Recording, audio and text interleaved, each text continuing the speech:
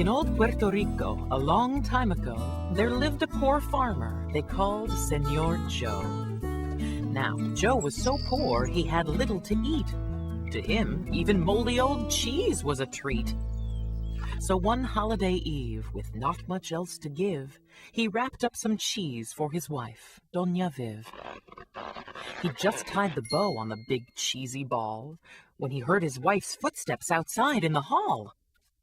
As she entered the kitchen, Joe, taken aback, hid his gift just in time on the oven's top rack.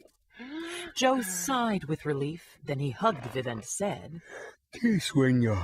I'm sleepy. I'm going to bed." Well, the moment he left, Viv broke into a grin. Then she pulled from the cupboard a rusty old tin. Inside was some cornmeal she'd planned far ahead to use to bake Joe a surprise loaf of bread. Doña Viv was excited. Her timing was right. She could let the bread bake in the oven all night, which she did, because she wasn't the least bit aware that the cheese wrapped in paper was also in there.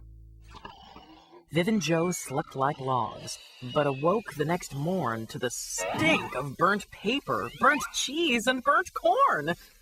They ran toward the kitchen and, as you can guess, when they got there, they screamed. What a horrible mess! The cheese was on fire, the bread belching smoke. What an unkindly sight for these kindly old folk. ¿Qué pasa? Joe shouted. That cheese was for you. My bread, Wailed his wife. was a gift for you too. They doused out the fire using big water jugs. Then they both sat with sad, tearful looks on their mugs, till the smoke had died down, and their crying had too. And then Viv said, We both did the best we could do. And we did it with love. Joe replied to his wife. It's the thought that counts, Viv. That's the meaning of life. Then they kissed one another, not saying a peep, and they stumbled to bed and went straight back to sleep. Now, don't think for a moment this story ends here, 'cause young Olga, an orphan, was strolling quite near. And because she was hungry, she snuck in and ate a small bite of the cheese goop and cried, This is great!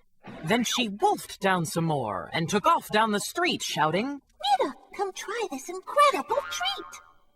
The neighbors all tried some, and then, with a roar, they rushed mouths wide open to Joe and Viv's door. It's cheesy! They hollered, It's bready! It's tasty. Please make us some more, and we want it post-hasty! Well, Viv and her husband awoke to this din and looked on, amazed, as the people poured in, and surrounded the happy but overwhelmed pair, waving moolah, dinero, and checks in the air. Make more! They kept chanting. We need a new stash! Make more right now, and we'll pay you with cash! Te ayudo, I'll help you! Was Olga's reaction. And Viv said, Let's give her a piece of the action. and so this odd trio became renowned bakers, the Pueblo's most popular cheese and bread makers. Viv, Olga, and Joe gained both fortune and fame, and CheesyBreadVille was declared the town's name. The end.